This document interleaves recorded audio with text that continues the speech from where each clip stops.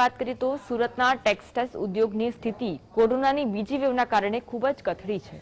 હાલ માત્ર 30% જેટલો જ વેપાર રહી ગયો હોવાનો દાવો વેપારીઓએ કર્યો। દિવાળી સુધીમાં ટેક્સટાઇલ ઉદ્યોગની સ્થિતિ નહીં સુધરે તો વેપારીઓ પૂરી રીતે ભાંગી પડે તેવી શક્યતાઓ દેખાઈ રહી છે। અત્યાર સુધી સુરત ટેક્સટાઇલ ઉદ્યોગને અંદાજિત 13,000 કરોડથી પણ વધુનો વેપાર ગુમાવવો પડ્યો છે। રાજ્યમાં કોરોનાના કારણે લોકડાઉનની સ્થિતિના પગલે બહારથી વેપારીઓ સુરતમાં આવવાનું ટાળે છે, જેથી માળ ઓનલાઈન વેપારથી ગાડું ગબડાવવામાં આવી રહ્યું છે। છેલ્લા 1.5 વર્ષથી કોરોના કાળ દરમિયાન સુરતની કાપડ ઉદ્યોગની સ્થિતિ કયા પ્રકારની છે આપણે જાણવાનો પ્રયત્ન કરીશું। સુરતના જે ટેક્સટાઇલ ઉદ્યોગ સાથે સંકળાયેલા તમામ કાપડ વેપારીઓ છે, અગ્રણીઓ છે, તમામ આપણી જોડે ઉપસ્થિત છે। કઈ રીતના 1.5 વર્ષથી જે કાપડ ઉદ્યોગની સ્થિતિનો સામનો કરતા આવ્યા છે અને હાલની સ્થિતિ કયા પ્રકારની છે તે અંગેનો જાણવાનો પ્રયાસ તમામ જોડે કરીશું। સૌપ્રથમ આપણા જોડે मनोजभाई जोड़ाया है, तेमना जोड़े बात करीशू। मनोजभाई बताइए किस तरह के हालात है फिलहाल वर्तमान स्थिति को देख के? ये कोविड के बाद जो है, पिछले साल जो कोविड आया उसके बाद अभी इस साल जो आया है, सबसे ज़्यादा इफेक्ट कपड़ा मार्केट के ऊपर पड़ा है।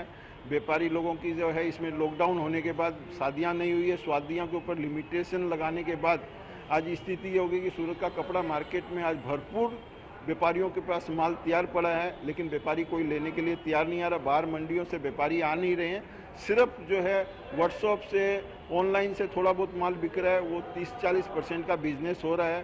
लेकिन यहाँ पे पेमेंट की बहुत दिक्कत आ रखी है और मिलों में, प्रोसेस हाउस में भी भरपूर जो है माल की कमी हो गई है। हम लोग माल नया नहीं डाल रहे हैं, बीवर के पास भी बहुत माल पड़ा है तैयार होके।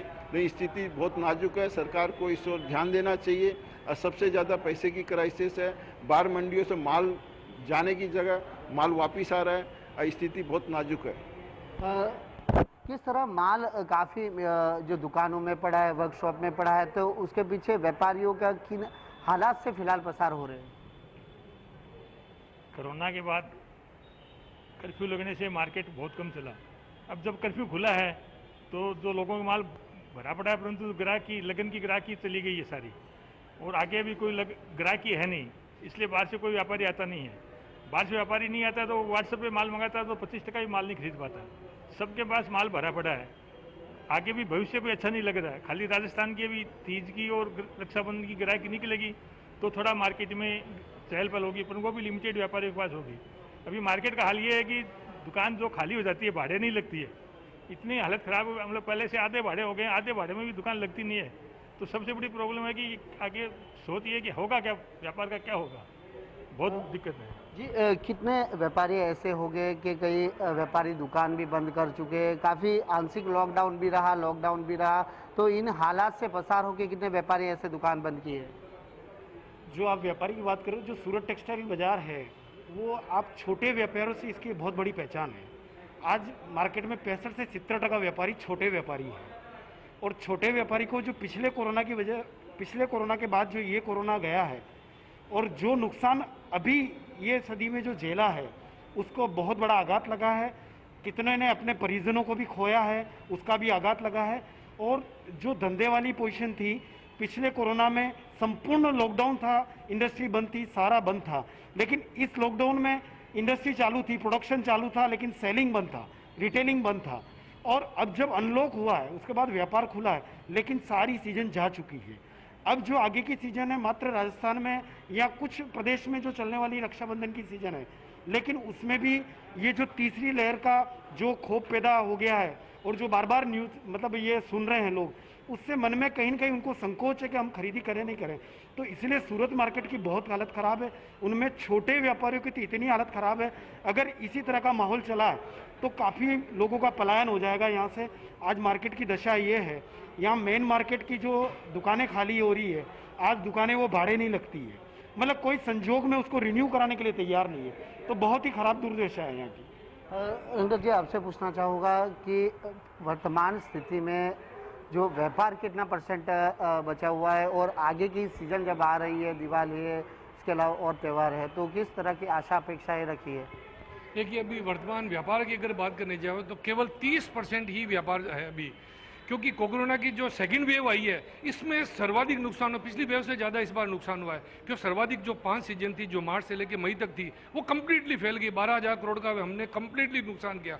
उसके बाद से जून जुलाई जो साउथ की सीजन है वो 4 स्टेट है साउथ के, तो उसकी सीजन है आड़ी, वो भी कम्प्लीटली 1,000 करोड़ का लॉस हो गया। अब आने वाली सीजन जो है वो राखी तीज है और प्लस ओणम है, वो नाममात्र की सीजन रह गई, क्योंकि लॉकडाउन कई मंडियां अब खुली है, वो भी एक लिमिटेड मर्यादा पीरियड के हिसाब से, और बाहर से पैसा भी नहीं आ रहा है। पोजीशन सूरत के कपड़ा व्यापारियों की ऐसी हो गई है कि मतलब ये अगर व्यापार आने वाले टाइम में अगर कोई कमजोर रहा और तीसरी वेव का खतरा भी मंडा रहा है, तो वो तीसरी वेव भी बोलते हैं सितंबर और सितंबर अक्टूबर में आने वाली है। उस टाइम हमारी सर्वाधिक सीजन रहेगी वो है अपना दीपावली की सीजन है और नवरात्र की सीजन है और दुर्गा पूजा की सीजन है। अगर वो सीजन फेल हो गई तो मैं बोलता हूँ यहाँ व्यापारी इस बार चौपट हो जाएंगे। जो इस मंडी में 70 से 80% व्यापारी छोटे हैं।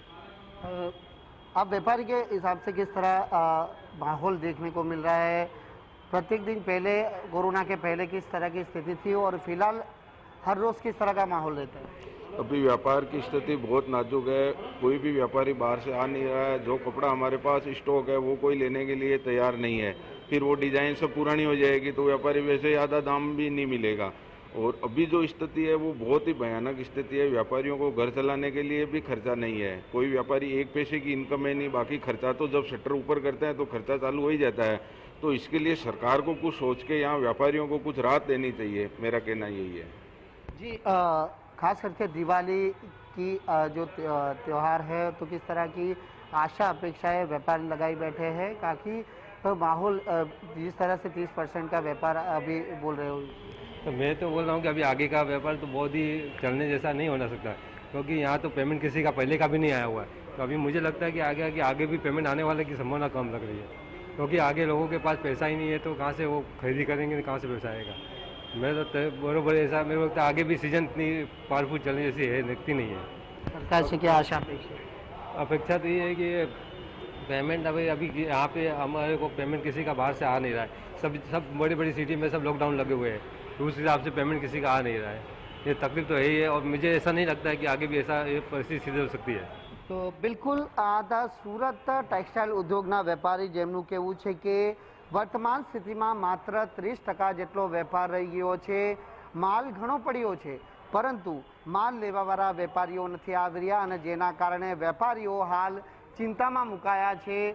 જો કે પરિસ્થિતિ દિવાળી સુધીમાં નહીં સુધરે તો કાપડ ઉદ્યોગની સ્થિતિ અત્યંત દયનીય બને તે વાતને પણ અહીં જે છે તે નકારી શકાય તેમ નથી। પરંતુ ટેક્સટાઇલ ઉદ્યોગના જે વેપારીઓનું કહેવું છે કે માત્ર જે 25 થી 30% જે વેપાર હાલ થઈ રહ્યો છે તે માત્ર ઓનલાઈન વેપાર થઈ રહ્યો છે, પરંતુ સ્થિતિ આગામી દિવસોમાં સુધરે તેવી આશા અપેક્ષાઓ પણ લગાવી બેઠા છે। પરંતુ જ્યારે કોરોનાની થર્ડ વેવની જ્યારે આગાહી કરવામાં આવી છે ત્યારે આગાહીને પગલે વેપારીઓ છે તે ખૂબ જ ચિંતામાં મુકાયા છે। ત્યારે જોવાનું એ પણ રહે છે કે હવે દિવાળી સુધીમાં ટેક્સટાઇલ ઉદ્યોગની સ્થિતિ સુધરે છે કે કેમ।